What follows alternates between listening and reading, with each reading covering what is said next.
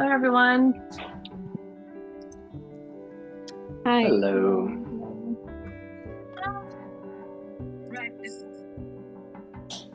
Hi, robots, AI note takers. Thanks for listening. Antimony made it! Yay! Yeah, it came back on in like the last minute. So literally 15 minutes before the meeting started, was supposed to start, the internet went out. So, but it's back.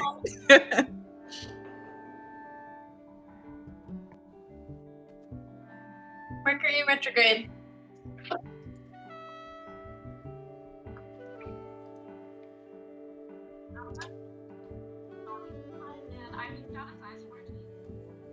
And my mom literally goes,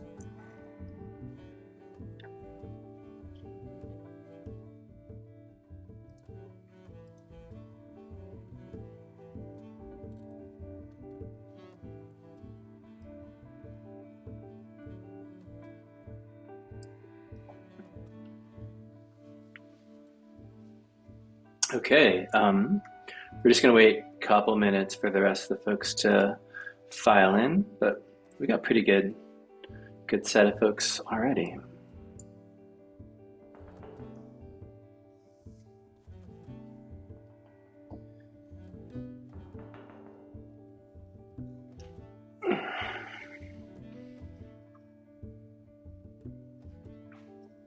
I heard Jackie's event went really well the other night. Yes? Yes, it did. Thanks. Yeah, I met your colleague and she was awesome. She was super into it. I'm glad she got to go. I was having a weird, rough day out here, but I'm glad she got to go. Thanks for inviting her.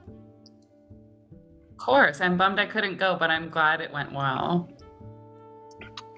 What was the nature of the event? What was going on? It's a project showcase event for this Arts and Social Justice Fellowship program that I get to help coordinate. So it was like the end of semester release of the art projects that were made from the artists in collaboration with Emory faculty and students. Awesome. And was it like a performance showcase kind of thing, or like what kinds of stuff was going on? It was kind of like exhibition style. Okay. So it was a mix of performance and like art installs. So it was cool. There's some dancing, and AI technology and electronic music composition and some other cool stuff. Oh, wow. Eclectic. Awesome. Sounds great. Okay. I think we got enough folks to just like start doing this. I'm gonna turn this down. If I succeed, I get you. Good luck. Oh, who's that? Somebody, somebody just wished us good luck. I'm gonna take it. Like a Lord of the Rings character or something. Hi everyone. Welcome to our penultimate class and our final class in this weird Zoom world. So I guess first thing I'll say is welcome. If you feel like you can turn on your camera, it's always nice to have a little bit of moment of, I don't know, visual togetherness.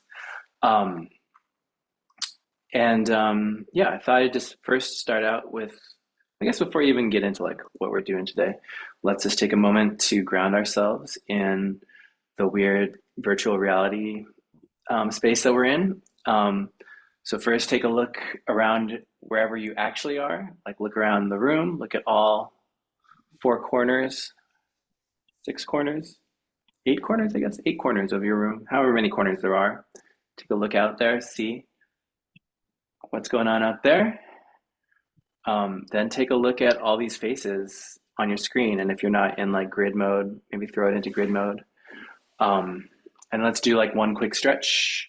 We could all just put our hands out right in front of us towards the camera, and then bring them out to the sides, and then up,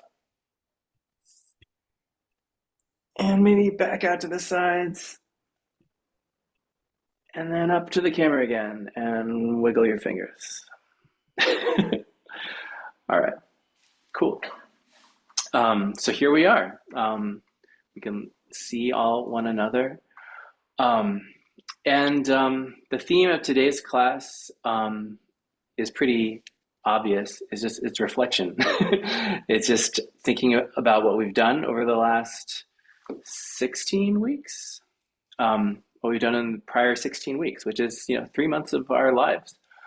We've been meeting together and having all kinds of experiences, and I'm sure having lots of collective and individual thoughts.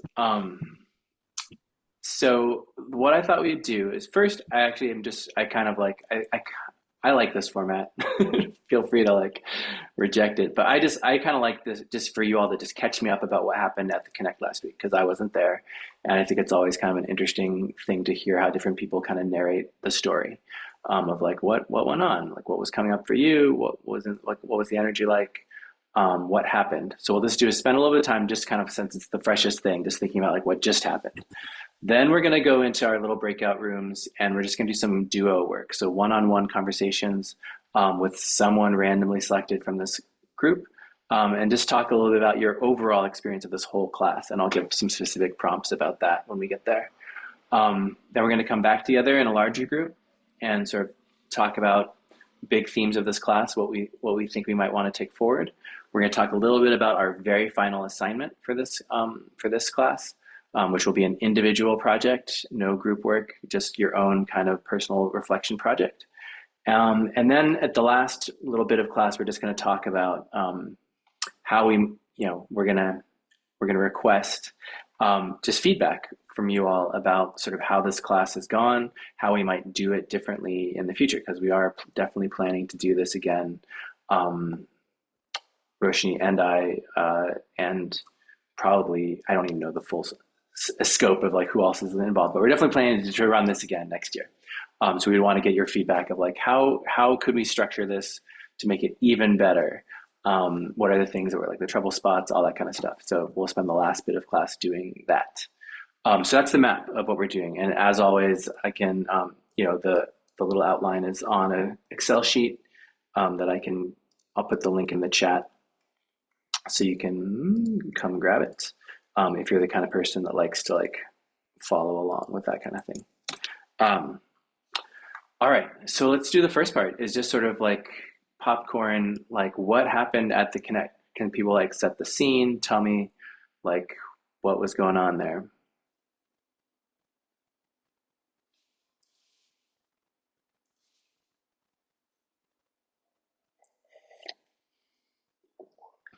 And you don't have to take the responsibility of saying everything, but maybe it'll be easier to ask if I just say like, tell me one thing that happened. Anybody, get the ball rolling. Tell me a little bit about like one thing that was interesting to happen there. We were able to some of the staff with care packages. And I think one of the takeaways from that was just that like community organizers can sometimes be tired or burned out. And the Connect really emphasizes like recharging and self-care. So it was nice to give them some of the care packages. Another thing is I'll let somebody else have a turn too, so. Can I ask how that was received? Like, how did it go? Like, what all was distributed? Did you hear any feedback about it?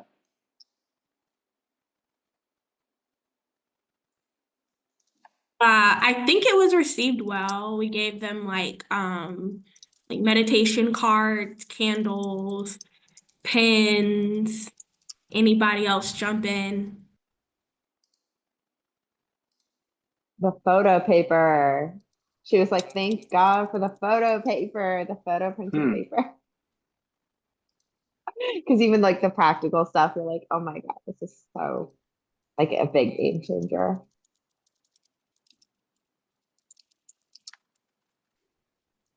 I'll chime in. This is Gavin.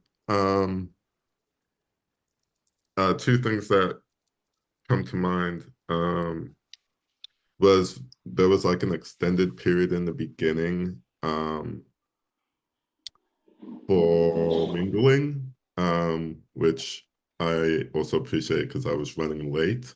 So for myself, it like took away that stress of like there was no stress to the day because there was like care brought in from the beginning where it's like giving people time to arrive um and like mingle and get to like I don't know, kind of like just like rejoice with the other fellows. And then at the end, I felt that was also brought around by everyone coloring together. Um, so I liked how it was like kind of dovetailed, where it was more just like playful time with the fellows, um, and giving us like a chance just to like kind of hang out and connect as individuals.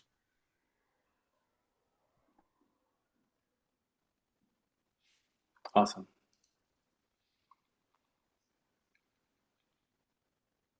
Who all was there? Like, what was the scene like at Connect?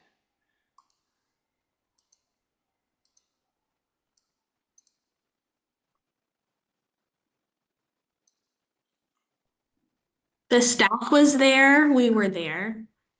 There was also some like people there having a meeting, and there was somebody there making jewelry, which was cool to see like a community member using the space. And a few of the community members there that were like just talking and meeting, they helped us color the mural. And so that was really cool just to like do that together.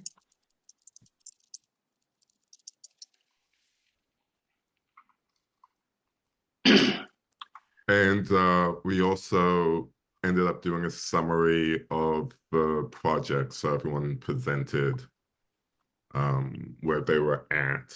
And I think I'm not going to go over everyone, but the tea ceremony felt really special because then that gave everyone a chance to like come up and say a word about the program and the session. Yeah, so that felt like a really sweet way to like also reflect on what's happened throughout that period of time.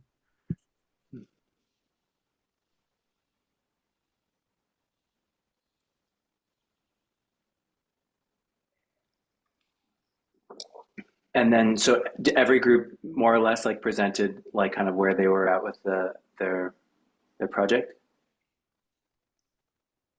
Yeah, for the most Were part. there any things? Were there any things that were surprising in terms of like how things were received or feedback you got or reactions? Did things seem like they landed differently than you expected them to in any ways?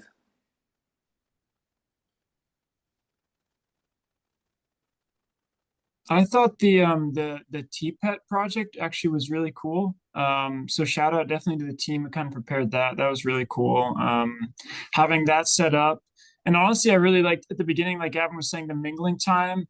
There's a lot of funky pieces coming into the space. There was a massive rolled up piece of paper, right, with the massive, awesome coloring page, as well as the TPET and the gift basket. So I think we brought a lot of cool projects and kind of cool stories that were culminations of the past couple of weeks. So, but yeah, definitely the TPET was very nice.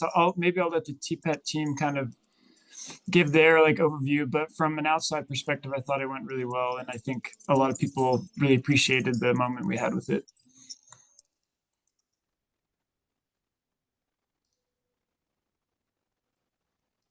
Yeah, I would love to know. So is the TPET the same as the tea ceremony, or are those two separate projects? Same. Okay. Could someone tell me a little bit more about like what happened? I have Yeah. a couple of like impressionistic pieces here.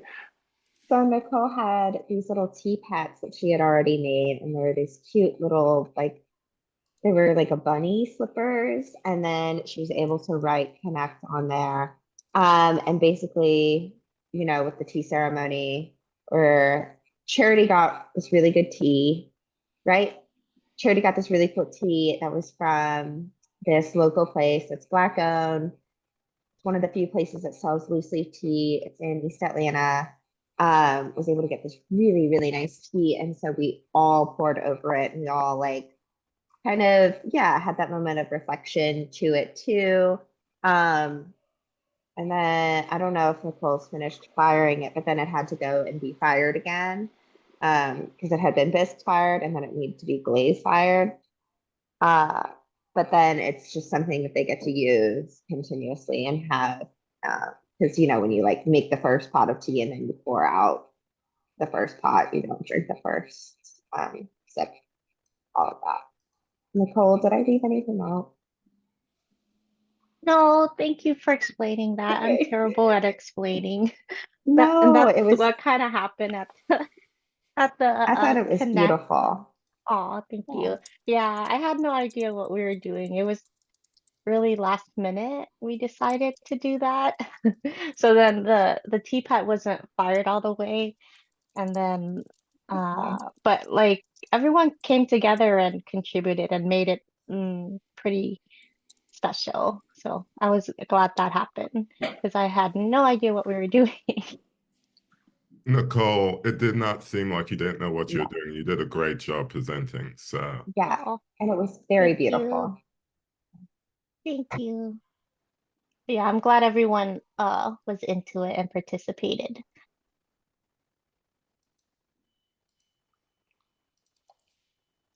And then how did you all leave things? Like what was the end of the class like?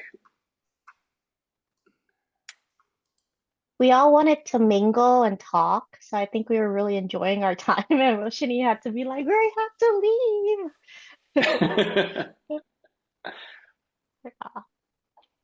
Well, that's great. That's awesome to hear.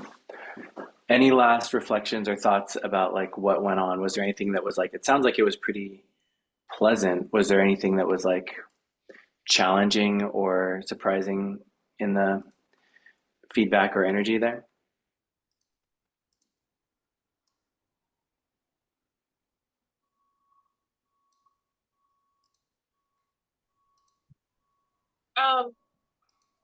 I feel like this happened last time where y'all did this amazing thing at the skate park, and then we have this debrief with Rosten, and everybody's kind of like, "Oh, it was okay, it was good." And so y'all did amazing, and it was like pretty beautifully. It beautifully came together. Nicole, you did an amazing job. I think it was like so thoughtful. I think everybody was so incredibly thoughtful and heard the feedback from Kiyomi and the staff consistently. I think that's like a huge thing to point out and pull out. Is just that like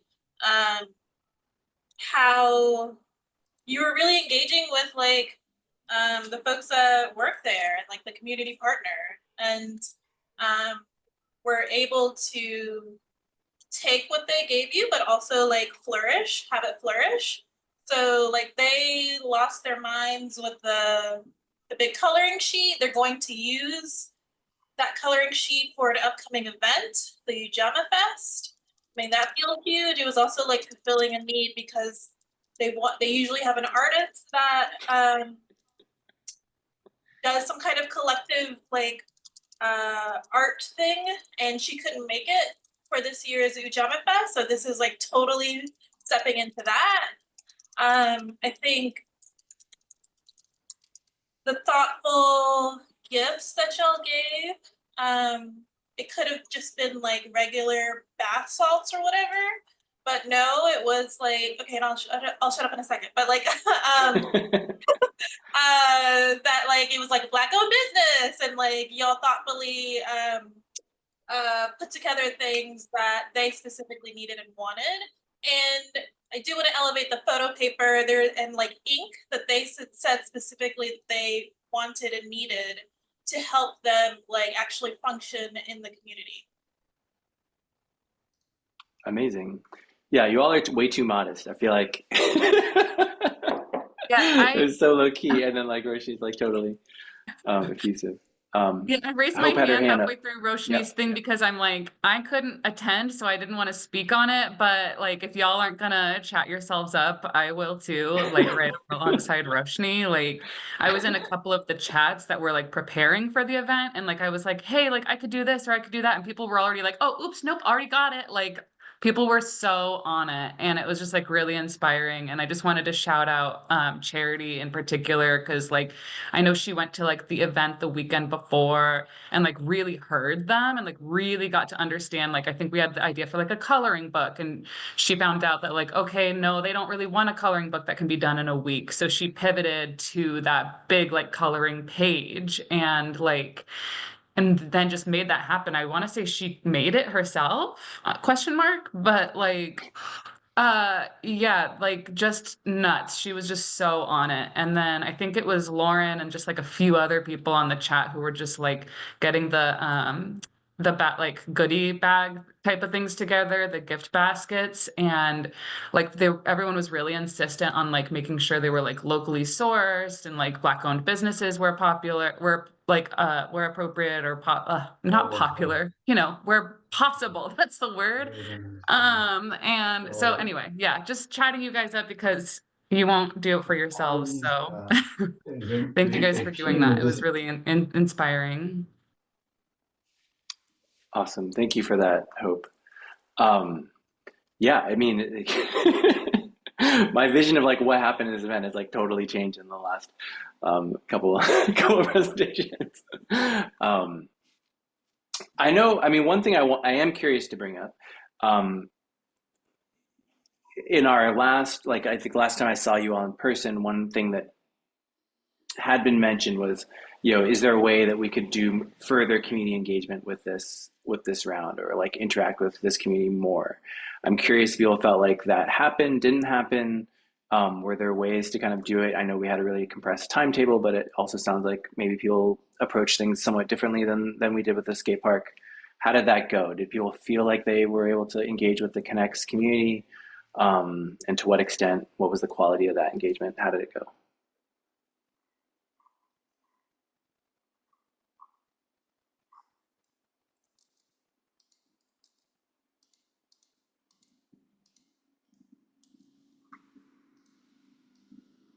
I can speak for the seed package, which was several groups came together and basically captured the work and the ideation and research that had been compiled to that point. We kind of left them with a digital and paper takeaway of that and left them with contacts to reach us once they're ready to revisit some of that work in the future. So it wasn't like very formal, but it's an invitation to leverage our input in the future if they feel that's appropriate or needed and if they want that. Awesome.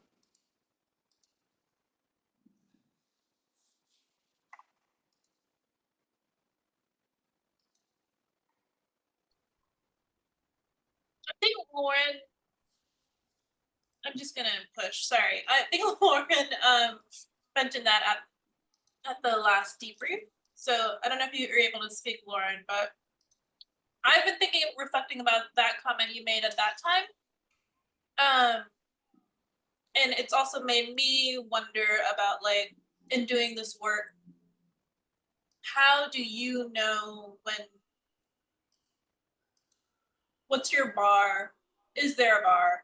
What's your bar for like feeling satisfied about the community engagement aspect? Like, do you need a number? Do you need like 100 people? Do you need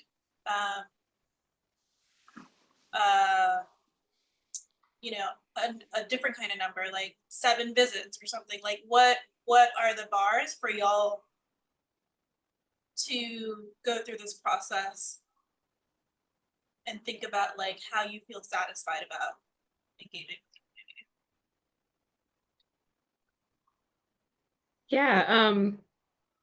Yeah, that's a really great question. And I know that is something we talked about. I think coming from the background of two things of being like in an organizer space in the past, and currently, being a planner, oftentimes we have to think about metrics.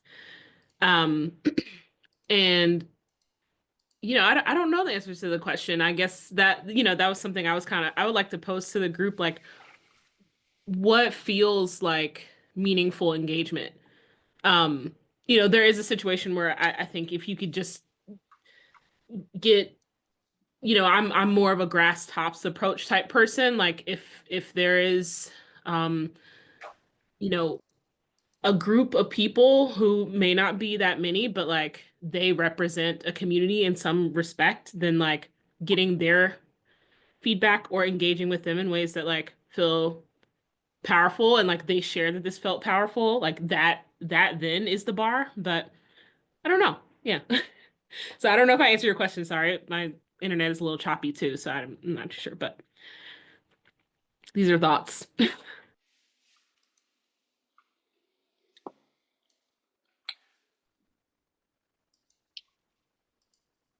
I think that's a interesting. Yeah, I think that's an interesting question. Um, I tend to think of it from like the Connect's point of view, because if they constantly have organizations or groups like interacting with them, and depending on what the like deliverable is, I think they might have a better sense of like what is truly meaningful, because you can meet with them 3, 4 times, but really hear what they're saying and have like a really simple deliverable. And then that's a better payoff than spending a lot more time with them. And like, you're still not really hearing what the needs are. So I think personally the fact, and this isn't answering your question, but we were able to pivot on like what that deliverable was for them, because they're like, I need copy paper and we need support for the staff. And that was an easier like way for us to meet them where they're at, instead of trying to do something bigger, which is what we kind of wanted to do, which would also involve a lot more time and a lot more effort. I guess answering your question for myself, I was able to give a lot more time to go there prior to holidays, and then like the drag kind of slowed it down. So I guess my own expectations of what I wanted to do weren't fully met.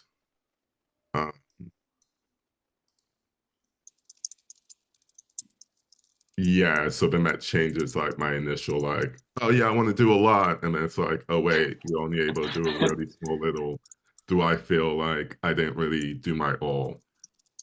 But I think she gave us that flexibility from the beginning to be like, hey, know what your capacity is and then come down half.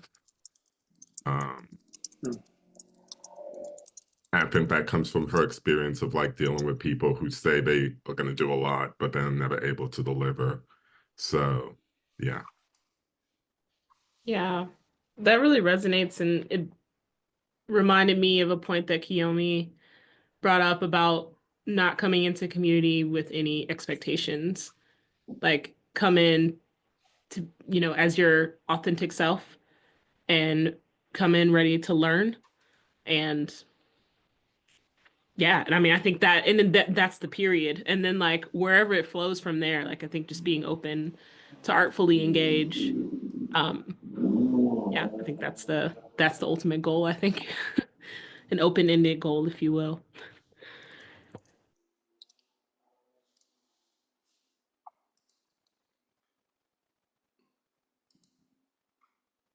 I love that exchange just now. And I was going to say this a second ago, but I'm glad I didn't say anything then, because I feel like people filled it in a way that's better than what I was going to say. But but I will say that to me, I do feel like um, a real mark of community engagement is about that listening piece, right? And it does. I do feel like this group really was able to hear a lot of concerns that Kiyomi and Connect had when we kind of presented interim, and then really be really flexible and really thoughtful about how to kind of like adapt to the situation. And I think, yeah, and I didn't even make this connection, but what you just said, Gavin, about sort of like, part of like the exercise that Kiyomi, led us in was about sort of like, what do you do when your budget is slashed? That was kind of like a big chunk of what we did, was sort of this idea of how do you kind of like stay true to what your intention is and adapt with circumstances.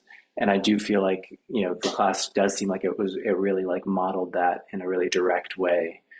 So it's interesting because I don't think I even really thought of like how that lesson that Kiyomi was like running was like kind of like really directly applicable to like our actual engagement in the moment, but it really unfolded in that way. And I think figuring out how to do something substantive and real and authentic, even if it is like more modest than maybe an intention that was held initially, is a really important way to kind of move through the world. And it's neat to see these really different unfoldings, I guess, between the way that the energy of the village and the energy of the connect, both kind of leading to like really productive outcomes, but having like really different paths, is kind of, I think, a nice thing for me to sort of see and reflect on.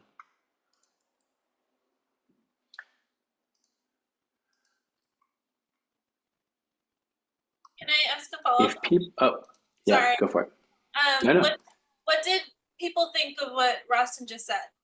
Agree, disagree? Oh, I got nothing. Okay, I got one thumbs.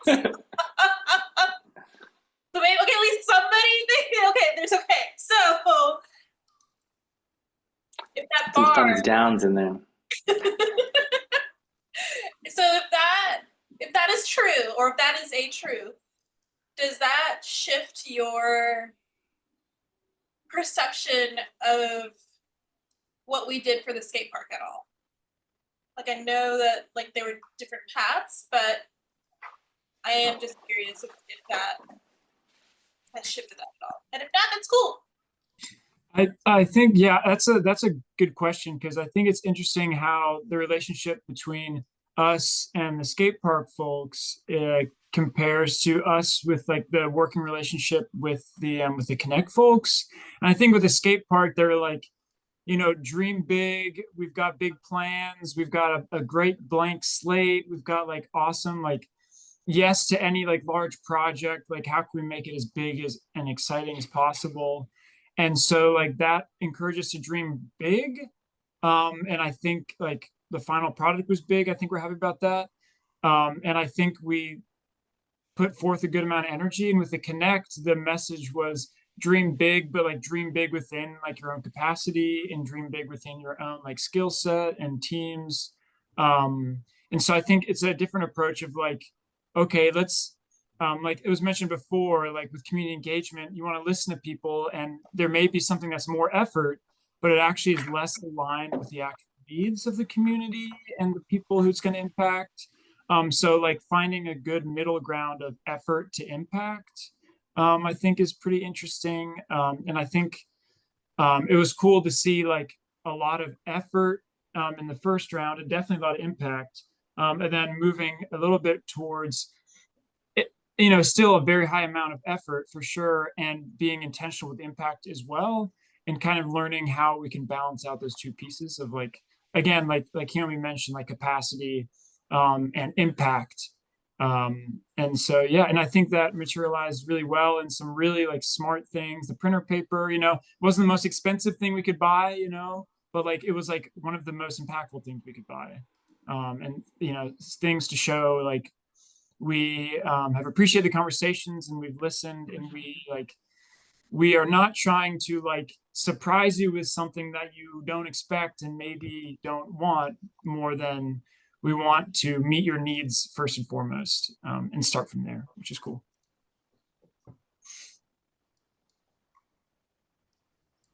Sorry, that was a lot, but yeah.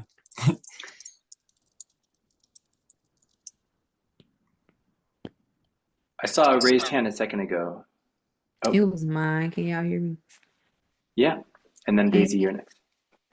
I didn't get to experience the Connect, but I do want to say like one of my favorite things about community engagement is like how broad it is and circumstantial. It's never gonna be the same thing every time, and it just opens up so much like for creativity because community engagement can be as big as a party and as small as a conversation. And that's like one of my favorite things. Like, it doesn't ever have to be outlandish to have impact. Like, and my thing that I experience doing this work is like, when I go to community meetings or neighborhood meetings and I'm working with neighborhoods in a town, it's like you never really know who's gonna be in the room. Sometimes you might have like 5 people over 70. And so you have to just know how to navigate all of those spaces because like the skate park was definitely high energy, young, and they had a goal, and then the connect is definitely like a different environment, but there's still community there, and every community is different. And so I just love that there's that space to occupy and so many different ideas that can be thought of on how to do community engagement and just the creativity behind it. That's all. Awesome. That's great. Daisy? Yeah, that was really beautiful. I love that you said it could be as big as a party and as small as a conversation. That feels really resonant. And I think that one thing for me that is really valuable is Roshani, I think at one point, I don't even remember what conversation we were having, but you just said the theme is reality. And that felt like the precedent for the connect is that like there was this element of like ego and humility like that were exchanged in this process, and that to whatever degree we're well intentioned, I think that like that element of being like really humble and acknowledging impact at every scale felt like a really big takeaway differently from the village, which I think the village kind of like met my expectations on where that might sit. And so I'm really glad that we did both projects so we got to experience the contrast of the two. I think that was really valuable. Initially, I was like kind of remiss that we weren't able to just invest in one and spend a lot of time in one space, which I think could also have its own takeaways. But I think that doing both, that comparative experience kind of taught me more than it would have otherwise. Awesome. We're starting to get into, in a good way, in the way that I want it to go, but but we're starting to move into kind of like these larger reflections about the class and comparisons, which is I think maybe a good moment to switch into like a new format. So what I'd like us to do now is we're gonna like break out. Gina's gonna send us into very small groups, into one-on-one conversations. With one another. And I'm gonna put some prompts into, I'm gonna put them in the chat now, but I'm also gonna put them in the Rise Up pad, and I'm also gonna put the link to the Rise Up pad in the chat. So you'll have all the different components, and then I'm gonna read it. Hold on one second. Do I have it already in?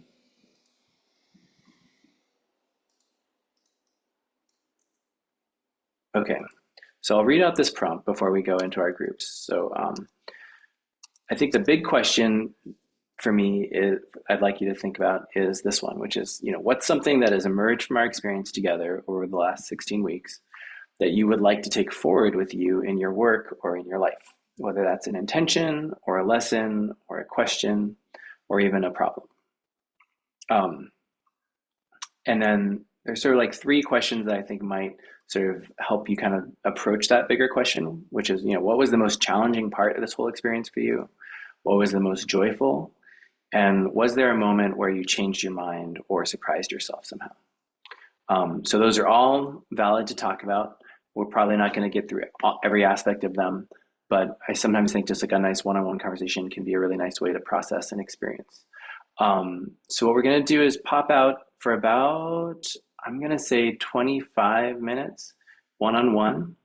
And if you could try to just keep an eye on time, I guess just do this together, and try to each take up about 12 minutes each talking.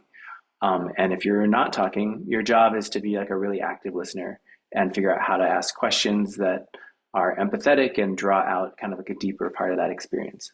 So that might include some kind of reflective listening, repeating back things that you've heard, and just sort of trying to figure out how to kind of get deeper into some of the things that someone might be thinking, getting into the whys or the hows. Does that sound good to y'all? Oh, and let me put this Rise Up link in here. I forgot. So here's the Rise Up, because I think that chat, the thing I just put in the chat, is going to disappear once you go into your breakout room. So you might want to open a window with these prompts in here. I'll also try to like broadcast them or whatever in the Zoom world. Gina, are you ready to send people away? Yep. Are you ready? Yes. And then, just to give people a sense of what's happening, when you come back, I'm going to have us just do a little bit of solo Rise Up pad writing together so we can kind of capture some of that reflection while it's kind of like fresh in everyone's mind. And then we're going to talk. All right. Gina, send us away. No. Oh, did someone raise their hand? Was there a question before you? No, I thought I saw him. Okay. Oh, people are just like adjusting their sleeves. Okay. All right. See you soon.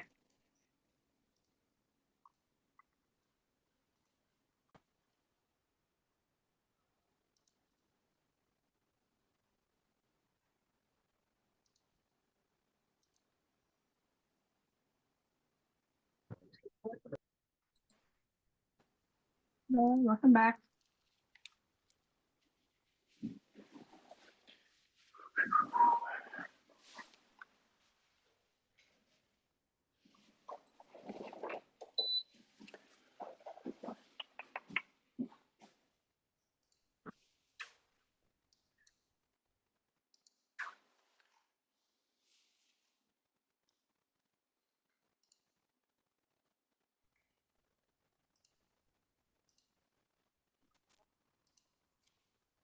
Welcome back.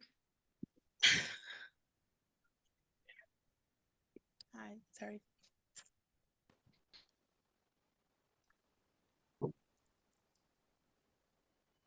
Hello, welcome back, everyone. Welcome back.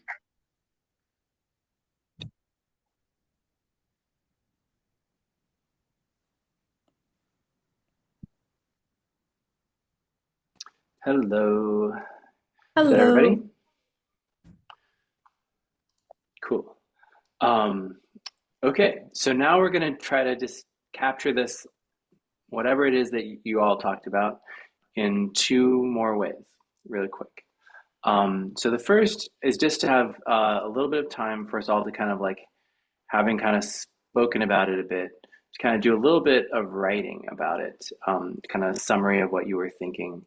So I'm going to direct us all to this this Rise Up pad again. I'll put it back in the chat one more time.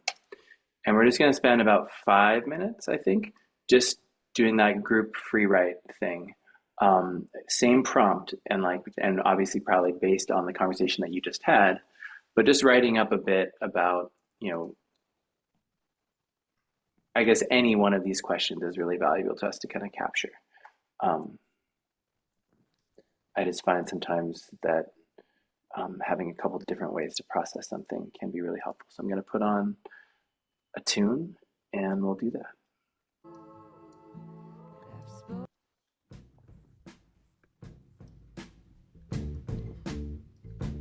Are people in? There we go. Okay, people are running with it. Great.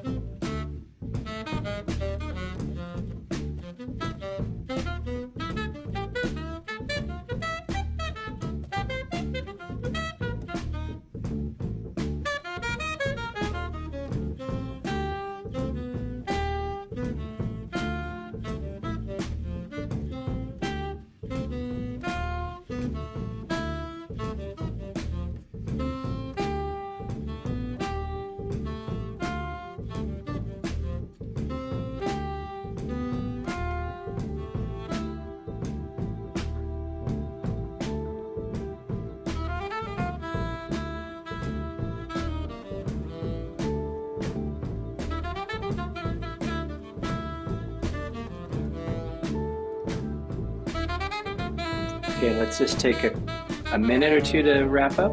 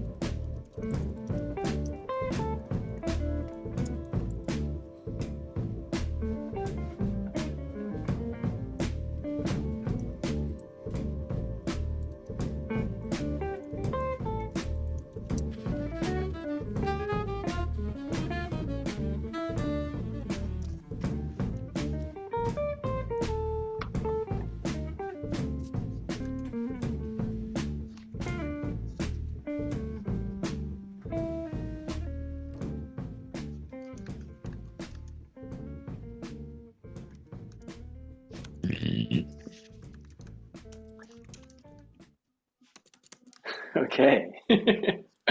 Got a little accent on there. Okay, so I thought it might be kind of fun. I know people are still kind of finishing up their statements, but I thought it's always so interesting to see these kind of anonymous statements kind of rising up together. I thought it'd be good to just read them out into the room together. So not necessarily your own statement, but we'll just kind of go in a circle and just like read out what was written. So this is, I'm trying to think of the best way to do this, I think, is just to kind of organically have people kind of jump in and read one after the other. So I'm going to start with one, and then someone can just jump off on top of when I finish, and I'll try to keep. I guess you can't see my cursor, so it doesn't really matter, but just follow along in the text. So the first one I have here is this. My takeaway is learning to think on shorter term timescales. Even short range planning is still in the realm of years, if only 1 to 3 years, which is an absolutely glacial pace compared to these projects. I think this class opened me up to using shorter term tactical action as a means to creating the seed for longer term change. For example, with the skate park, the signage may catalyze more interest in the skate park. As Jackie mentioned in our talk, at least one person found out about it recently because of the signs and helped their long-term goals. All right, someone want to jump in on this next one?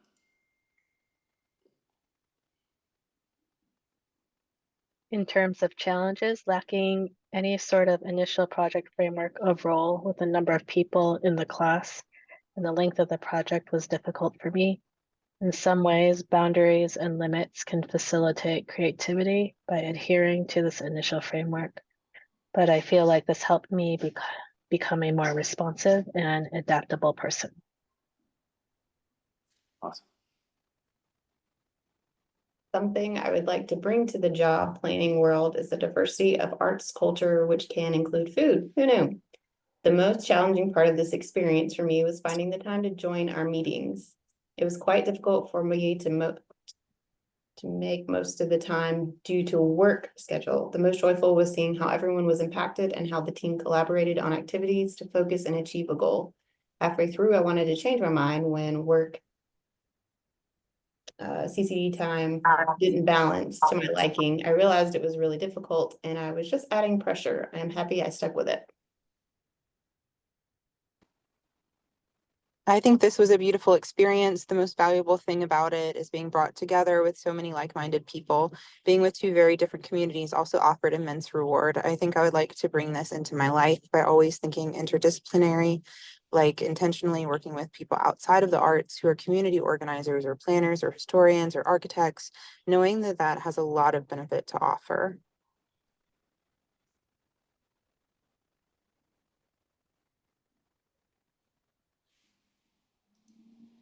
Yeah, the most challenging part of the experience was the tight timelines and spending such little time with those communities. I'm used to spending years or months and getting to build over time, but I know that is a luxury. I really loved how at both places there was this intergenerational element that was happening. I thought it was profound and beautiful, and in my experience, those are the types of things that have staying power.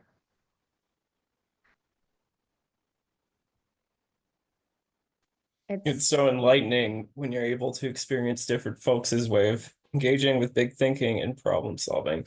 I think it's always beneficial to be reminded that the way your brain works is unique.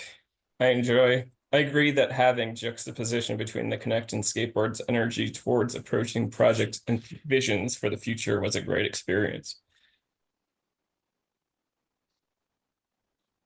From our breakout room, we both felt like we enjoyed the class a lot more than expected. My partner said that the class definitely contributed to her direction for applying to grad school, and the same for me. I learned so much about the process of making art and how that's just as important as the end product. I love the mix of different people in the class and how everyone contributed and learned from each other. The most challenging part was probably the uncertainty, but at the same time, it was also what made it beautiful and artistic. And in that, we organically came up with ideas together, and it wasn't just one person or a pre-made plan.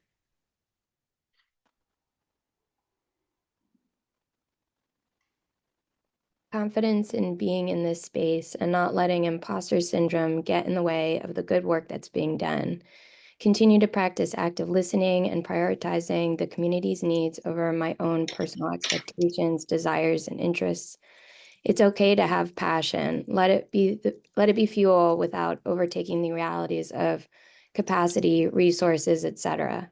Slow and steady is better than marathoning to burnout. This class has connected me to a lot of people I may not have met otherwise, with different skills and backgrounds that allow for unique complexity and diversity in the project outcomes. I enjoyed the different ways we got there with the community organizations, and that each process can and probably should be different as we navigate the needs and goals.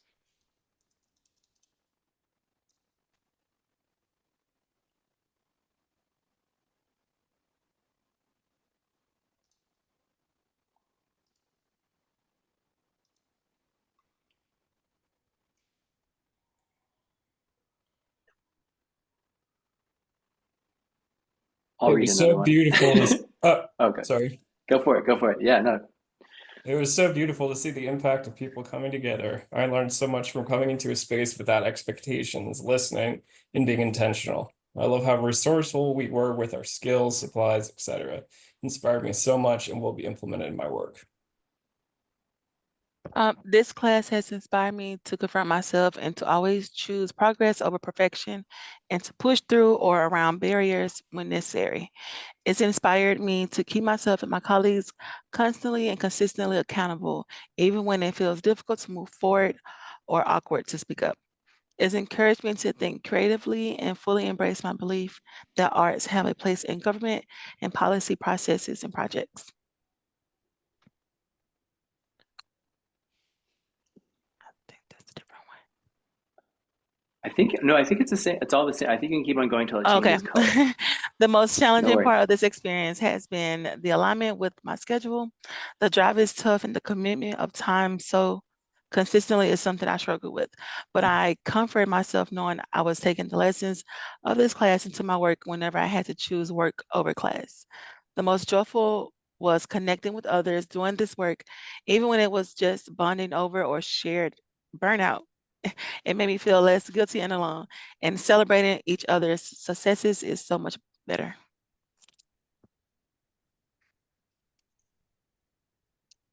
Something that really surprised me about this class was seeing how the dynamics emerged between the class and the community partners.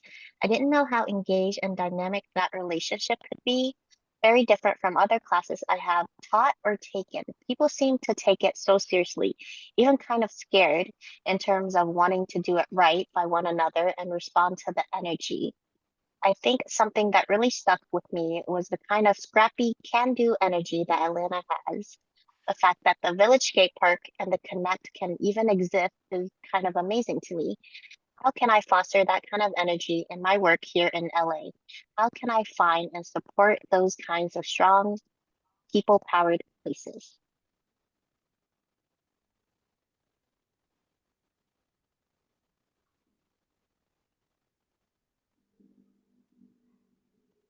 The class brought together people from so many walks of life and mindsets and skill sets. Dozens of solutions and ideas followed any challenges, and allowing a space for people to explore their role in the creative process was incredibly special. Highlighting the community partners' voices allowed us to connect our skills and passions to their needs and situations, and guide our concentrated beams of energy and creativity. So grateful for how this class has reoriented my understanding of time. As someone who is output delivery driven, being challenged to slow down, share, listen, engage with seemingly abundant time has enriched my understanding of the past if possible and deconstructed my instinctive approaches and assumptions. It's also made me prioritize and value the relational components to community engagement completely differently.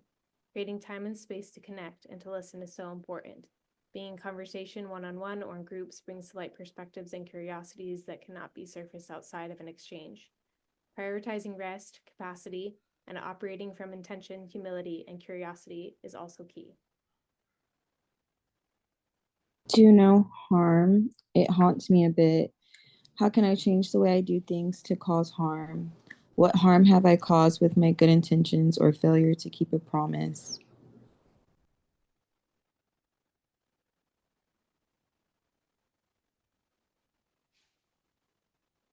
Okay, this next one I think we're not going to read aloud. I see at the bottom it says, do not read aloud. So the next one, I'll read this one. My takeaway from this class is that working collaboratively throughout the whole process with the community is key to the process. That working together with our hands and minds is a wonderful way of relationship building. The past 16 weeks has been an incredible journey of connection, collaboration, and learning. Engaging with the community we serve, understanding their needs, and working as a team to address them was both insightful and rewarding. Bringing those ideas to life together was truly exceptional.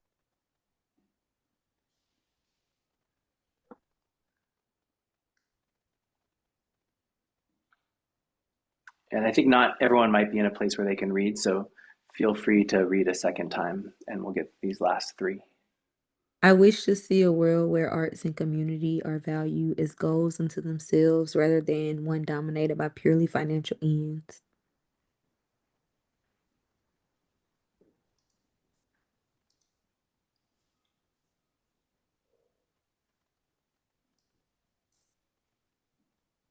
I enjoyed that this class allowed for people from many different industries and experiences to come together and understand effective ways to work within our communities, from small scale ideas to big ideas spanning years of work.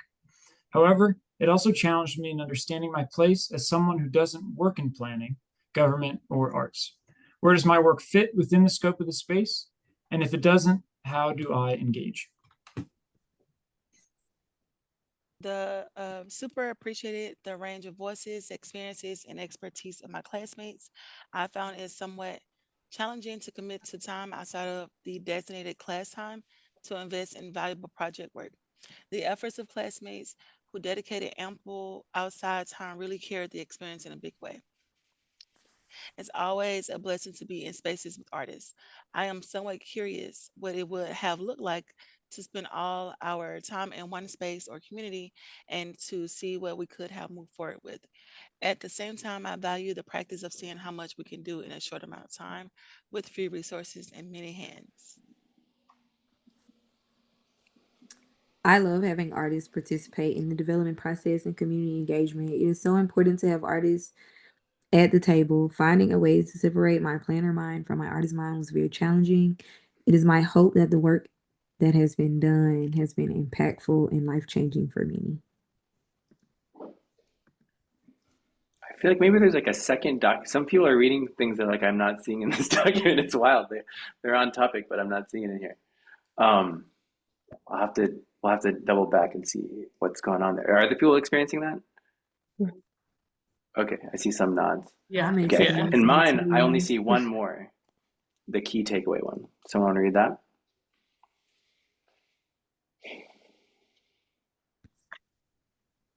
How can I actively engage myself, my community, in the work that I do? What activities within my community do I need to support? What role could I have or what can I offer? Can I listen, learn, and communicate this back well? Awesome. Well, that was really great for me to read or to have read and get a sense of like what is all sort of dwelling in your minds at the end of this time together. And yeah, I mean, I don't know. For me as an instructor, I will say that I've learned so much from this group and from this experience, and it's really been very unlike any other class that I've taught or taken in a way that has been really energizing. So I so appreciate you all. What I wanted to do now, I think one thing is I think we should take a little break, just a little bio break, take a little mini stroll around the block, come back in 10 minutes, and then we'll sort of do two things. One is work on something that I like to think of as the remainder, and I'll explain that when we get back. And then we're going to do a little bit of like, I don't know, like critique and planning for this class, figuring out like how could we do this differently next time. I think we have the seeds of some of those ideas I think are already in these reflections, but we might kind of flesh them out in conversation with one another, thinking about like what are the ways that we could kind of build on the strengths of what we've done here, and also kind of like I don't know, improve it. But for now, let's take a little break. Come back at 4:45 your time. 12-minute break. Does that sound good for all? Feel free to piece your video out and your audio, and we'll see you in a second.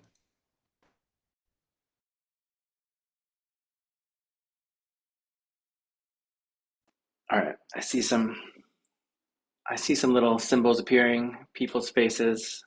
Hello, hello. Hope you had a good break. I had a snack. That was what I happened to have really needed at that moment. Oh, I see some other people snacking. Seems like like that was the move. Cool. Okay, so this is your last piece. It's not really homework, I guess. Oh, cookie dough, dang. It's not really homework if you do it now. I guess is the way to think of it. I know that everyone has different amounts of time that they're able to devote.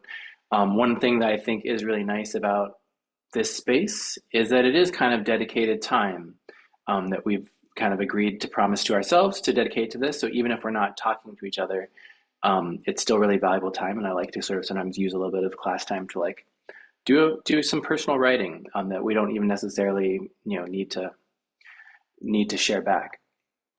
But There's something that I like to call the remainder. It's not that profound of an idea really, but a lot of times when I finish a project, there's like a little seed of some other project in it. Like where I'm like, oh, I didn't get a chance to do this thing. It was a cool idea, but it's just not going to work. It doesn't make sense to do right now. Or I ran out of time or whatever it is. Like there's just some sort of little bit that's left over. And I am guessing that many of you might feel that way in some part. Like this, and we'll get to evaluating this in a moment. But when our team, when Roshani, Antamil, Gina, and I and Eleanor were meeting, kind of planning out the class, like we kind of obviously we deliberately had it be kind of almost like not enough time. Like it just was it also was just like it genuinely wasn't enough time, but we decided to try to scope it so that people would feel like the urgency of trying to do something, but we might not always get there. And I think that tends to generate this kind of remainder kind of feeling where it's like, oh, I had this idea. I definitely didn't have anywhere near enough time to implement it the way I wanted to, but it might be cool. So I like to think of it also as like making a kind of a seed, right?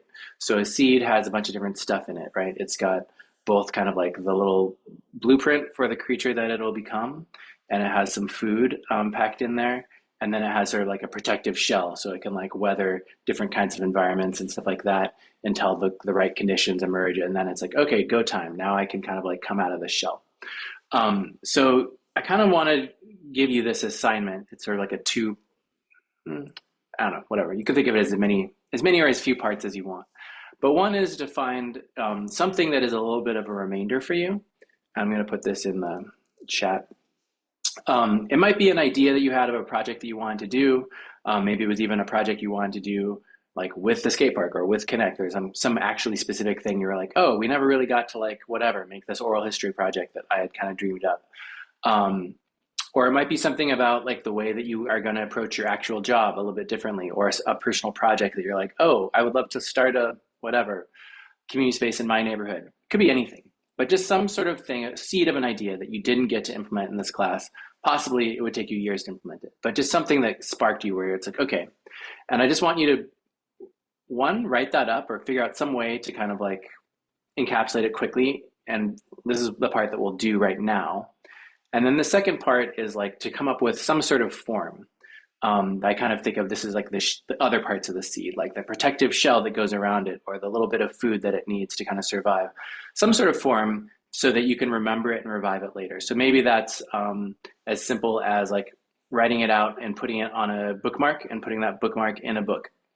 Or it could be, whatever, making a little sculpture that reminds you of this idea that you can set on your mantle. Or it could be making a little zine that you want to give to the village skate park people so that they can kind of like, run with however far you got with this idea thus far.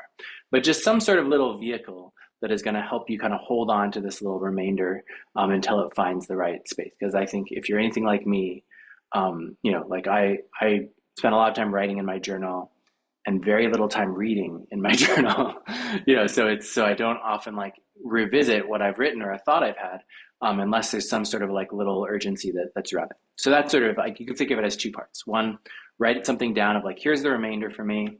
And then the second is to kind of, and this is really your homework, is to like figure out some way to give it a little shape or a form or a vessel. And that's what you're going to bring to class in 1 week to kind of explain like what you did. Does that make sense? Cool. So what I'd like us to do is just to spend about, I guess, 15 minutes just writing in wherever is a good spot for you. It could be your own notebook, it could be on your computer, it could be on a napkin. Just doing some little bit of thinking and writing right now since we have this time. I'm going to put it on another tune, or maybe just continue playing the tune I was playing because I like that tune. And we'll do a little bit of writing for ourselves. You don't need to you can put it in the Rise Up pad, that's totally fine, but that's not the requirement. It's just to spend a little time thinking about it right now.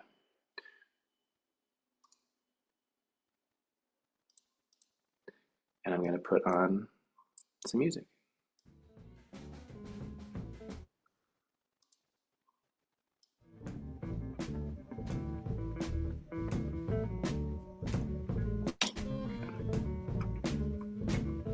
and I put the prompt into the chat. Feel free to text me or chat me if you have questions, anything is unclear.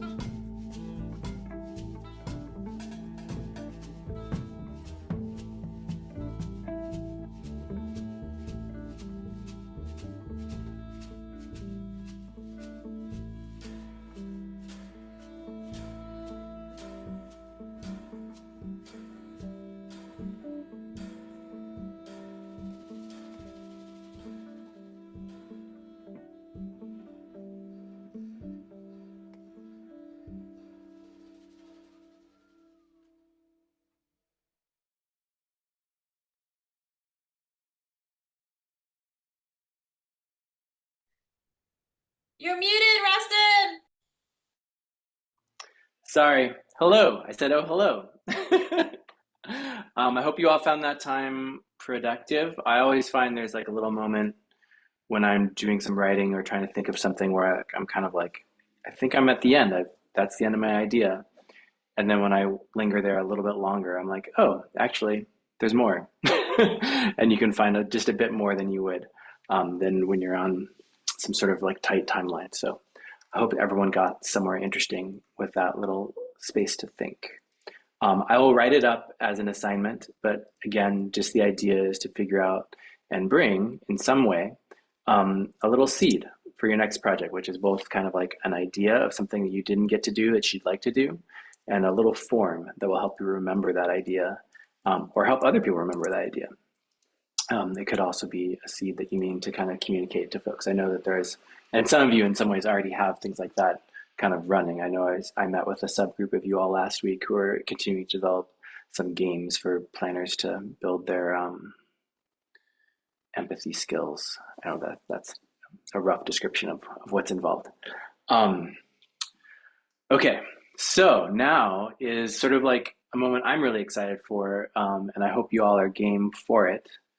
But it's just because next week we're going to present and then we're just going to like party. We're just going to be like hanging out and spending time with each other. So this is kind of our last moment to kind of do, I don't know, like a collective reflection, less about your own personal journey and more about sort of the class. Like how did this work for you?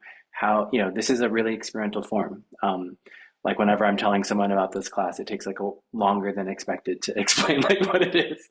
Like they're like, so who are these students? I'm like, well, they're not really students. You're like, so like how, like what, like how did these people? So anyway, it's an interesting form. I think it's, well, whatever. I don't want to bias this conversation. I think there's some really interesting stuff and good things in it. I know it can be improved. I know that there's ways that we could be doing this even better.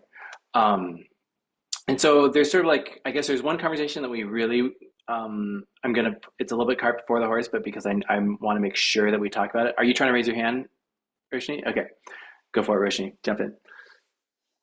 Sorry, before go in. Are people excited about having our last class together in person, a presentation and party? No? Okay. Ooh, yes. Thank you! I just want to make sure, because we're going to have food. We have delicious food, and we're going to try to hold some tables at the Tin Lizzie's across the whatever plaza. So if y'all want to have like margaritas and stuff afterwards, we can do that too.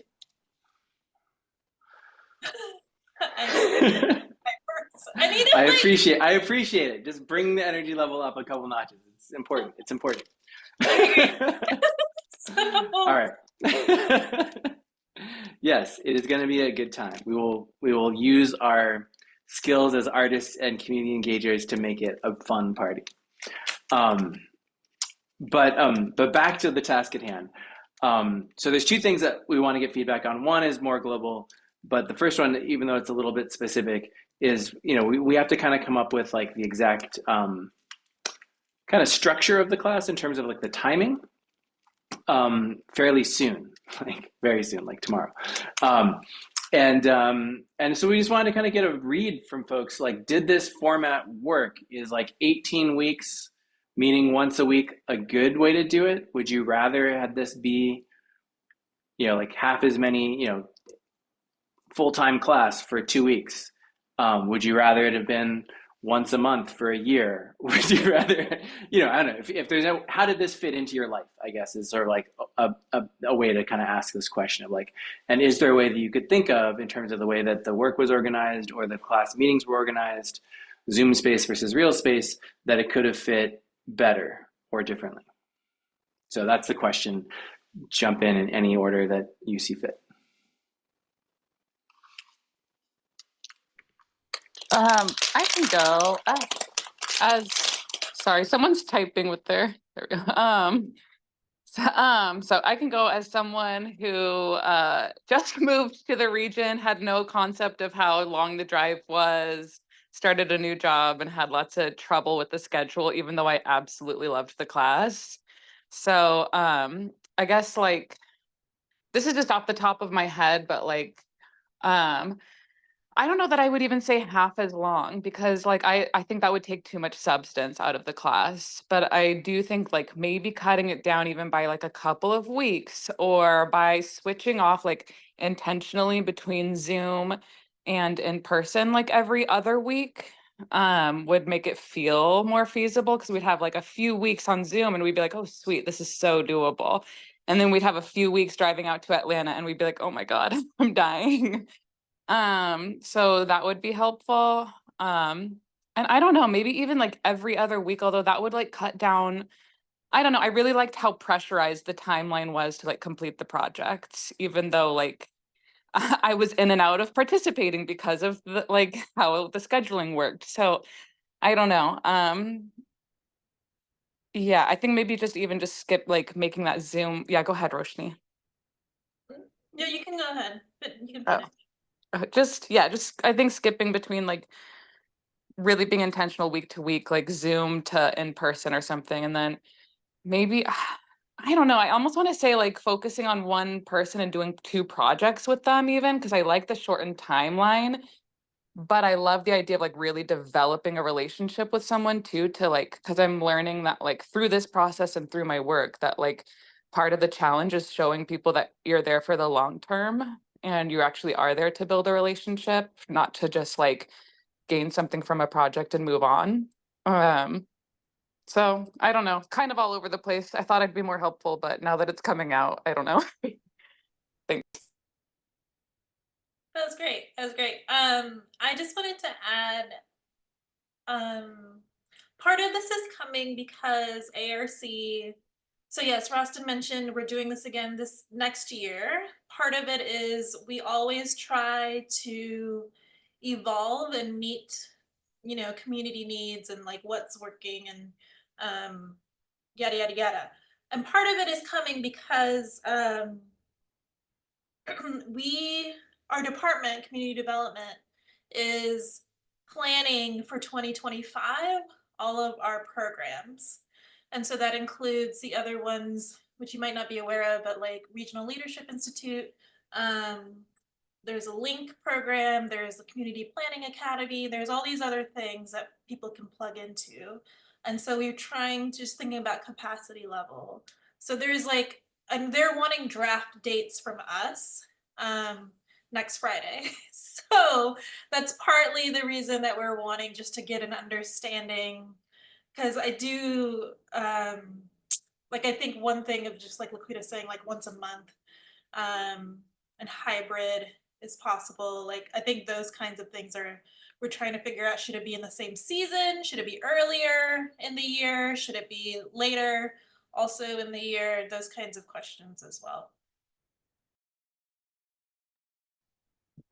I like the idea of keeping hybrid flex space. I think that Rosten and you facilitated Zoom in like a really dynamic and interesting way. It was easy to be engaged in class during Zoom. It changed up. That was helpful. But agreed, kind of the in-person and out of class demand was a little bit higher than I think I had initially expected. And not everybody could commit the time to like that kind of really big, like in 1 week we were pushing a lot of stuff right away, and not everybody could lend the time that they wanted to in order to do that. So maybe potentially like, okay, we expand the class where like you meet every other week, but then you have flex work time in between so that people have the space to be able to maneuver their schedules in order to dedicate the time that they need to contribute to the class. I think that kind of space would be valuable. It's easier to collaborate with teammates during that time. Maybe having like a facilitated, flexible Zoom session where like you can just jump on and talk to other classmates. If it's not facilitated, might be helpful. I know that that was probably by design where you guys wanted us to like jump in and talk to each other, and that's part of like learning how to work in a group. But I mean, everybody's like professionals and has jobs and families and that sort of thing. And so I think just a little bit more structure with that sort of thing could have been really helpful.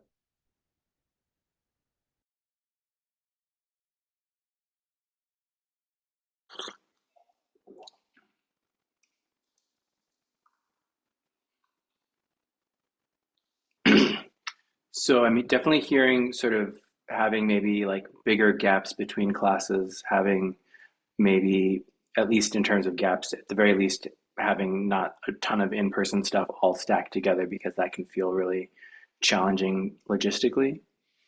Um, do people have thoughts about sort of like, would they have wanted this class to be? I mean, I and Roshani, we haven't really talked about the parameters here, but exactly. So I'm not sure if it's even possible, but like, would you have wanted it to be just like a straight up shorter class? Would you have wanted it to be a longer class, like where it just we would meet for a year? You know, did you have thoughts of would it be better as sort of like a one-off, like 8-week thing? Any thoughts about like duration and also these questions about season is really helpful because we're not really tied to an academic calendar per se.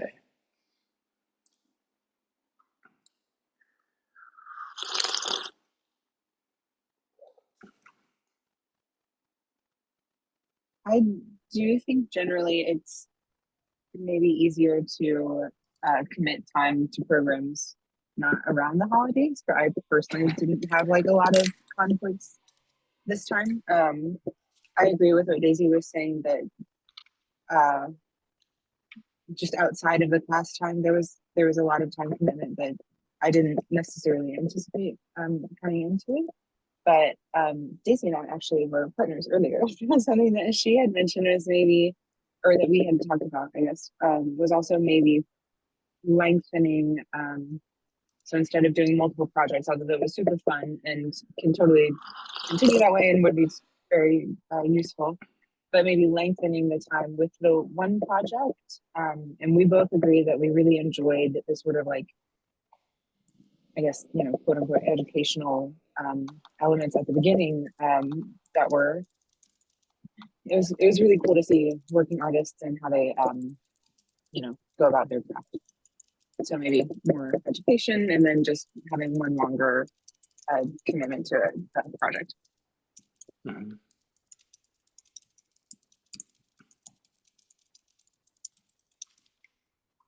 I like the fast-paced nature of the projects, the project, because it really forced you to work together, come together quickly to form an idea. And I think maybe a little bit shorter class time would be easier to manage, maybe over a longer period of time.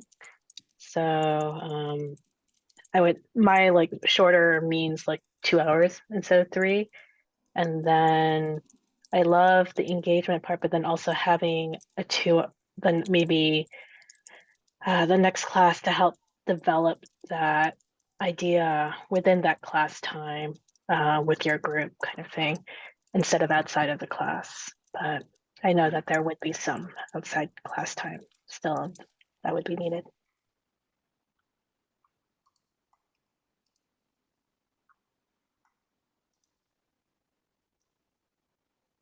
And then summers are usually slower for me, so in terms of like balancing work and life, or life and stuff. So.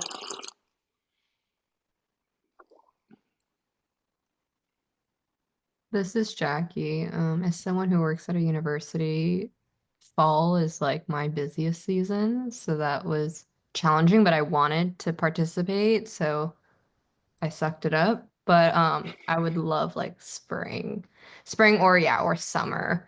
Another season just feels lighter.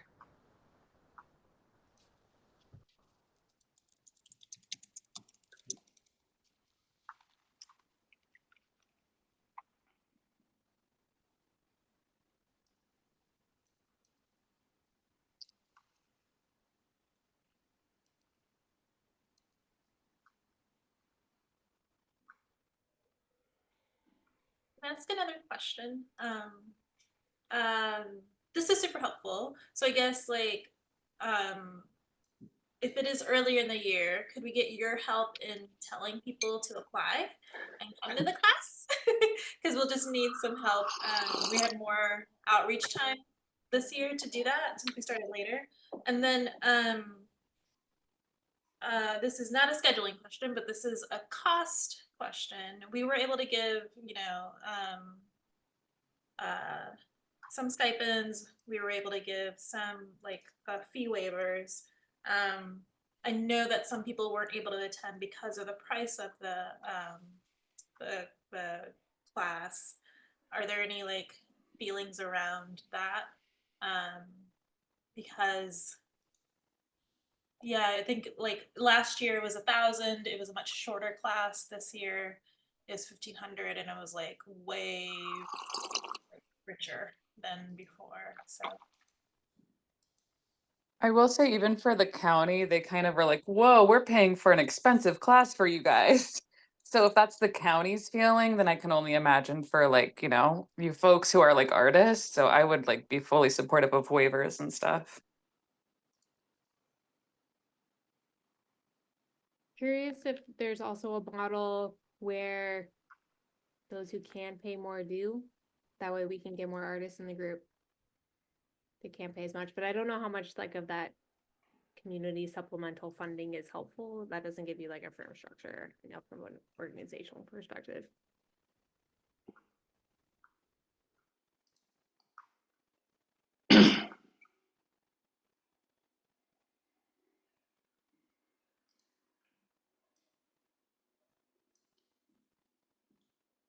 Maybe on this same topic, expanding a little bit, and it kind of came up in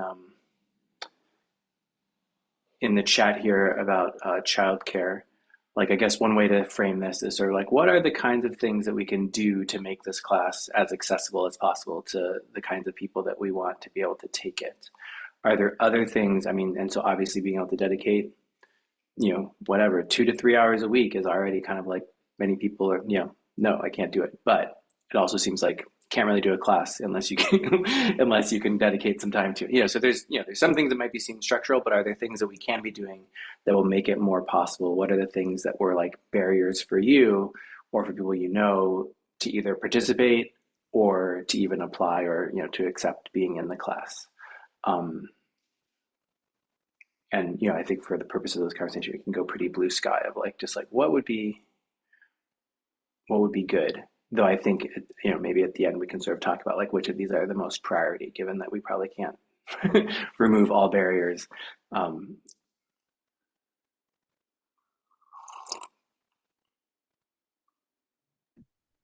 Maybe if you were able to structure payments in advance of the class, which I know might be difficult if you're planning for it sooner, but like allow people to pay in incrementals in advance of the class.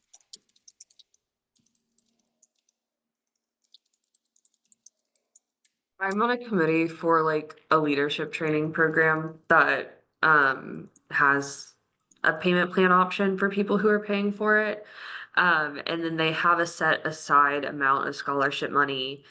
And then if you apply for the program within a certain amount of time, you can also apply for the scholarship money to be in the program. And you can determine if it's like a partial need, a full need, and they kind of look at the whole like application to kind of determine who's like money's going to be limited, but who needs that support the most and how much support they need to help as many people as possible with the best value.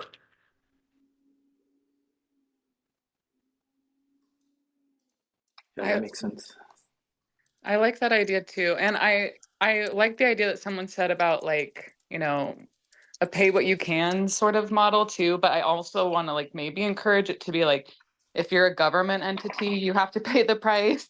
And if you're not, then maybe you can qualify for that sliding scale, because I even recently, just like today, participated in a webinar and like there was a sliding scale. And so we automatically have to choose the cheapest one as a government entity, even though we probably could afford to pay more. And that's intended for people who are really struggling. So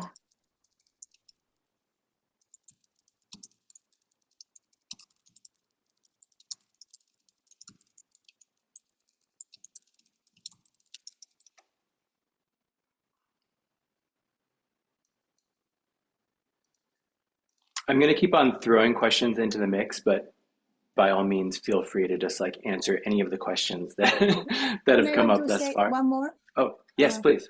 Is you pay in consideration the budget of the government or 2 periods of budget, so then they can include it there, so that also can help. So start promoted. So start promoted so people will know that they can include it in the budget.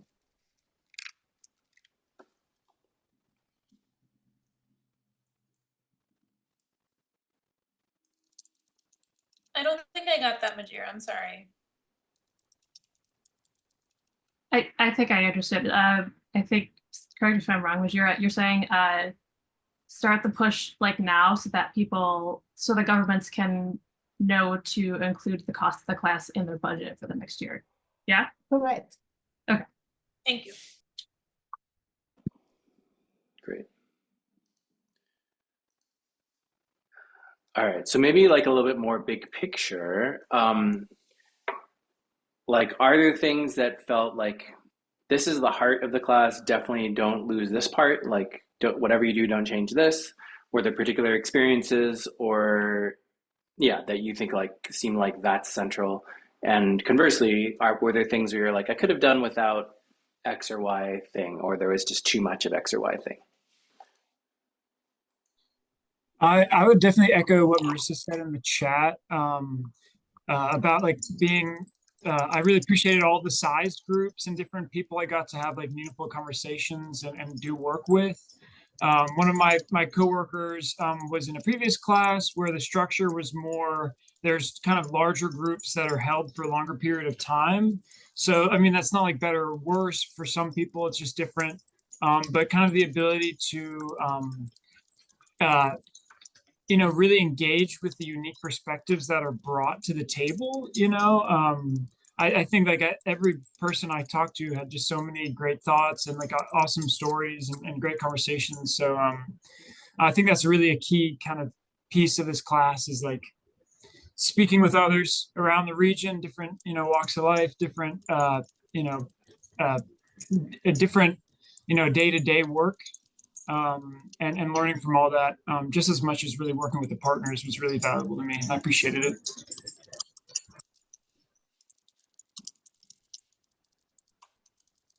I really like the different ways to express oneself. So the Rise Up pad I thought was very, very important.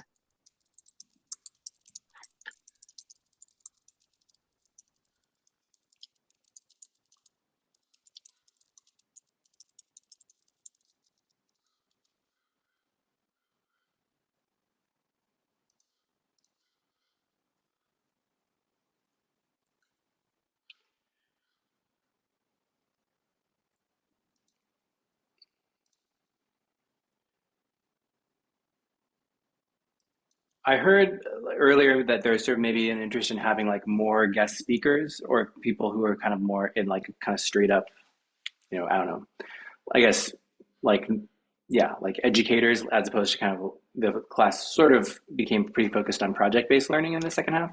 Do other people agree with that? Were they kind of hungering for more of that? Does that feel accurate, non-accurate? Did you feel like you met too many people?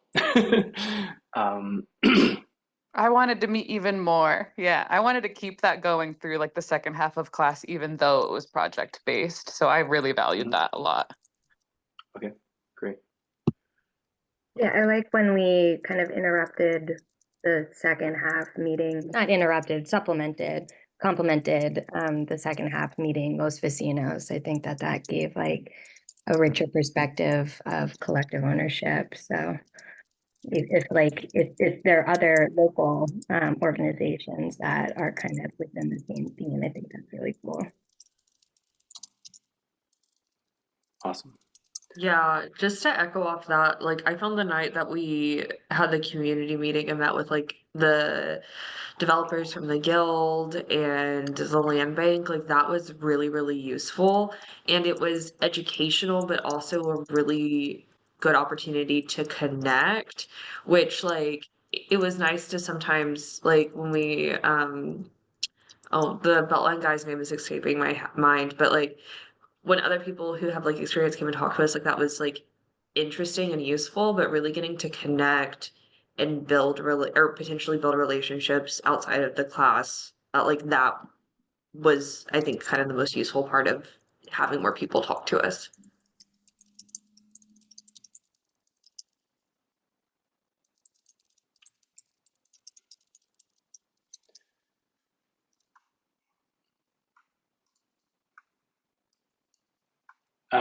Okay, now I'm just going to ask this question sort of like just most directly, like what would you do differently? Are there things that like you're like that seemed like it was just too chaotic or got boring or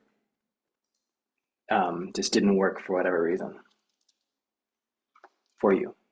I would say that when I love the presentation and Ryan great, but it was very hard to hear him.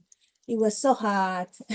The probably that couldn't be better to do it, in another location for that kind of presentation.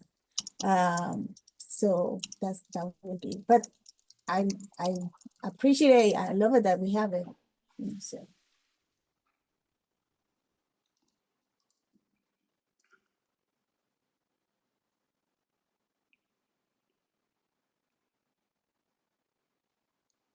I think one thing that would have been nice is, and this might have just been my own misunderstanding, but I didn't really know what to expect at the beginning of class. And even though we did that whole first session together, I don't think I left with like a clear idea of how that structure was going to take place. And so I think that would have been helpful. Knowing the time commitment that might be involved could be helpful. So you can kind of plan for that if that's a possibility. And then knowing like, okay, it's okay for some people to participate more or less, I don't know. Those are small though. Yeah.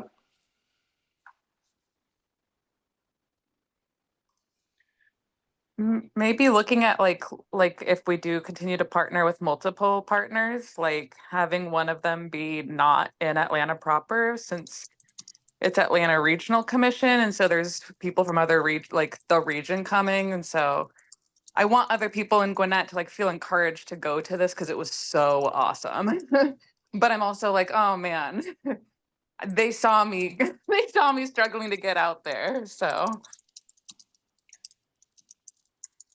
Also, I was curious if there's potential where there is some sort of tie-in from class to class, like a previous year's class plans some sort of seed concept project relationship for the next class that allows us to kind of pick up where that class left off as an initial learning experience. Yeah.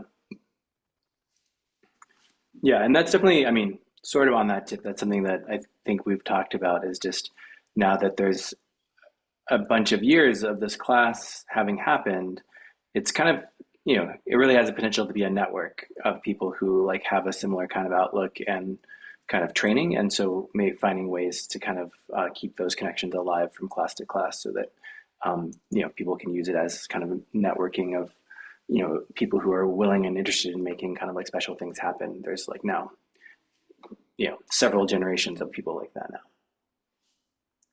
But also, yeah, what you're saying more directly of how, is there a way that people from this class might present something to next year's class could be very cool too. The like class program that I do some work with, they have each graduating class elects like a class president for their cohort that essentially is the point of contact when they go back, and they have like networking at the beginning of the program, at the end of the program, so like the opening day and the final day where they get to meet with the new cohort and all these past cohorts get to come back and kind of just like interact and talk about the program and like network over it. Totally. Yes. And this is the last thing I'll say because I've shared way too much, but this is kind of just like the thinking behind what made my brain go, oh, we should do things more not in Atlanta proper, is because like my first thought was like, wow, like somebody mentioned like a rest date in between the two projects. And I was like, it would be great to do a rest date, but it would also be great, like maybe between the two projects to like just have a bonding day with the class, because I really enjoyed all the people I met through this, but like didn't get to connect with them enough. And when I did, it was very project based, or like small group based. So it would have been great to have like a community day together. But that said, one of my biggest struggles was getting out there. So you guys could have put all the effort into that, and then I might not have been able to make it still. But in theory, I like the idea of being able to connect with everybody more.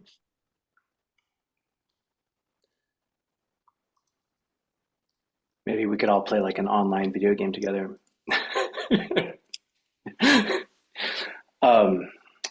What about, if I could just, this might be a can of worms, but I am curious, do you all have ideas, having seen sort of the community partners that came in and showed up, do you have thoughts of like folks who are, maybe especially folks who are outside of Atlanta proper, who you think like, oh, this would be a really good partner for this class in the future?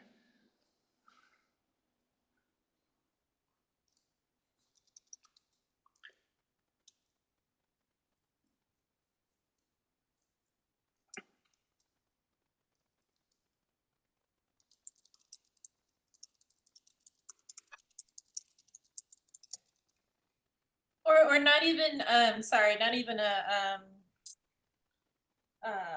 partner per se, but maybe because we started with a community issue.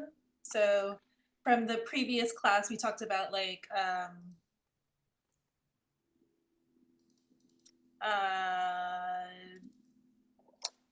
collective ownership and mobility justice coming up. And so I think like yeah, alternative transportation, affordable housing, things like that. If you can't think of other partners, if there are any issues.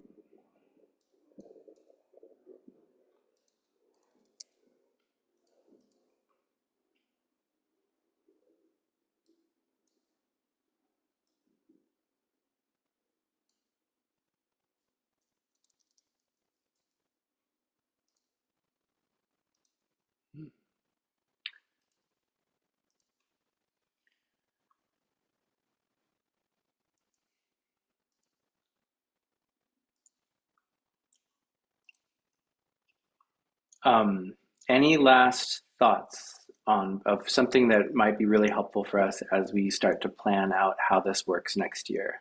And not that the door is closed at the end of this class, but certainly like now is the time where like taking copious notes, and things are seeping into our brains. So if anything is coming to mind is like, this is really working or not working or could use a rethink. I mean, one question I have is maybe just a big ball of wax, but do people have strong feelings about whether we should have had two partners or one? Did like the kind of harried, intentionally harried, but also, you know, genuinely harried two partner schedule work for people ultimately? Or did people feel like, I really would have rather just had one at the end? Or would you have wanted three?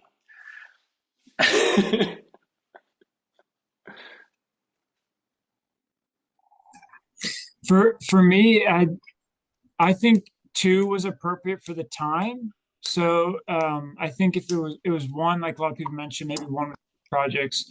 But I think there really was value. I think it was mentioned earlier was kind of seeing two different things in the city, in the region going on, two different kind of ways of thinking and operating in this space. So I guess that's not really an answer, but I think I like two. I did like two, and I think it was cool to have two unique projects. So yeah. I've heard both. So just as a thought, oh, go ahead. No, you can go ahead.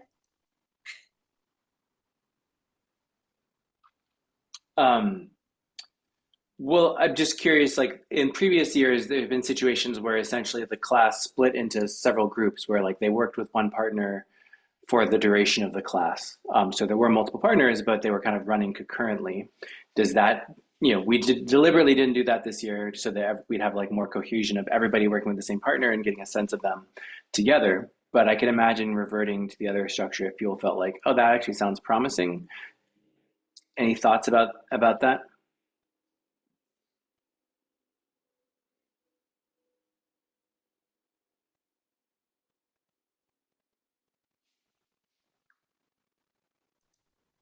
Like having the Not whole strong group. ones.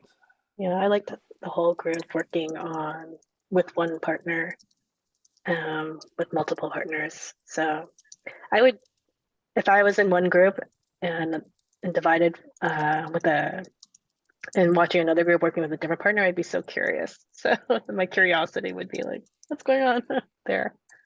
I like having the experience with all the partners.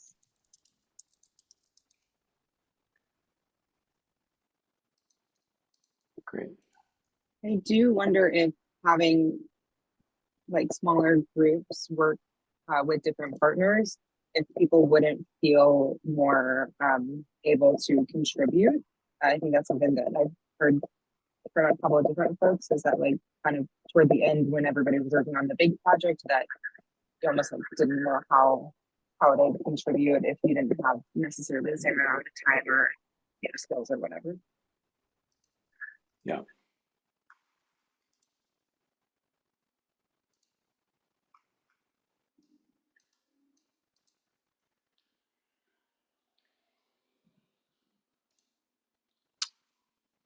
All right. Well, one note I saw. Oh, Roshani's got something. Go ahead. And then I do have one question. Oh, no. It should be you. My thing was more of a closing thing. So. Oh, okay. One thing I'm just curious about, because I love discomfort. What do you feel like you were able? Did you reach at any point in this class? Did you feel like you either got out of your comfort zone, that you faced some discomfort, or like,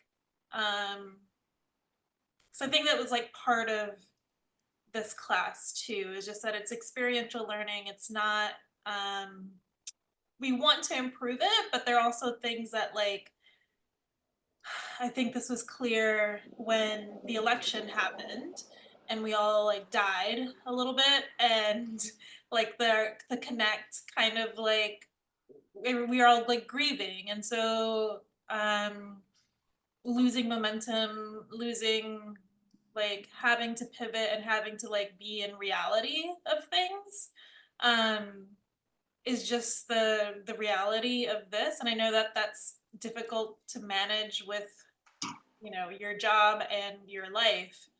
However, this class is designed as like an uncomfortable space for you to like grow.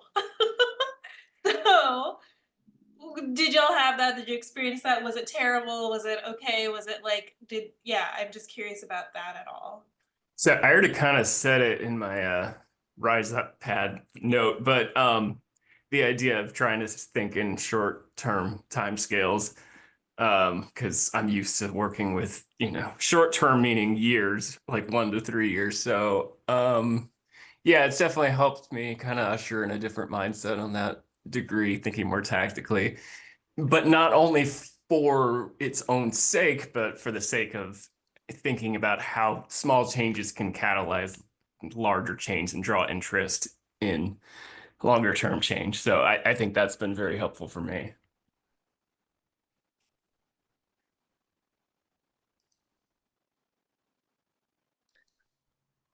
For me, honestly, the most like pulling me out of my comfort zone thing was how like creative and out of the box like so much of the process was. Like I'm very much within the bounds of like this is the process, this is like the box we should be thinking in, like this is how you do something. Um and so at first when we started doing the project at like the village, and it was just like really, really broad ideas, and we had like 2 weeks to turn it into something. I was like, this is not like a real thing. Like there's no way without like immediate direction from the beginning that we're gonna be able to do something that quickly. And so I kind of at first personally really struggled with how broad things were, but I think it was really useful for me to kind of like not always just immediately zero in on like something and be like, this is how we have to like process and do things, and opening it up to that sense. Like I hate to call it like a lack of structure because that makes it sound bad, but like I don't really have like a better term for it. But I think it made me like loosen up and think in different ways.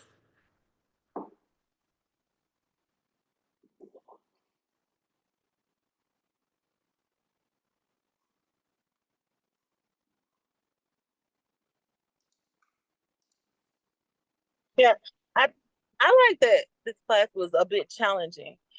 Like being able to incorporate art and culture into planning was like, what? Like, how you gonna do that? Like, what are ways you're doing it? And then it was like, here are some examples, but like, still create your own. Like, figure it out and do your own thing. Kind of how I, was thinking at first, and then I end up, talking to some of the artists and other community organizers. I was like, oh, this is real. Like, it's already happening.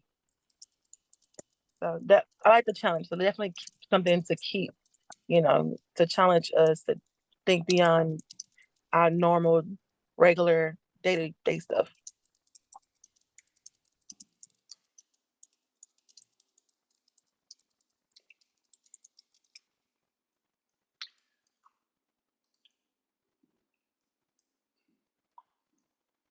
Well, I was gonna say that one of the notes I saw in here was shorter Zooms, which I think is true. Like even in the best world of Zoom, 3 hours on Zoom always does feel a little bit like whoa at the end. And so I thought maybe for the first time ever in our class, we could actually end our class slightly early. And I think the other part of that, just really quickly, is that obviously like getting the feedback in this dialogue way is great. There's also obviously pressure to say nice things in a group. But I want to just put this link back in here. The Rise Up pad is totally anonymous.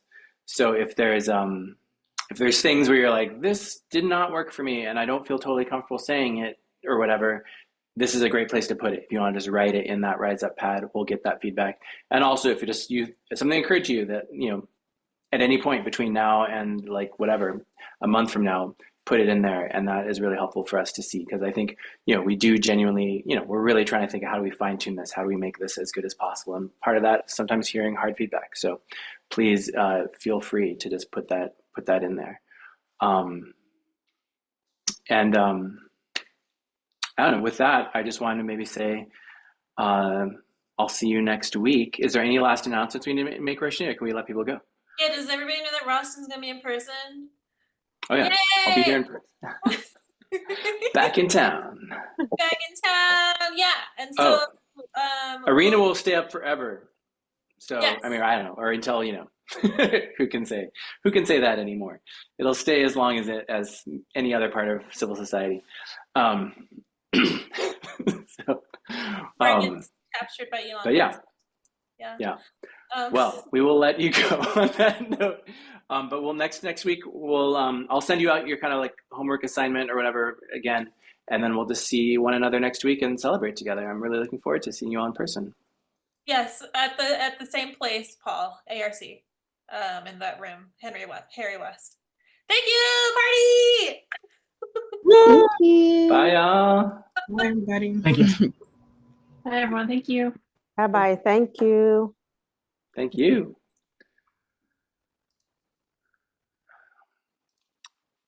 All right. Oh, I guess. Okay, we're just gone. Okay. Bye, Gina.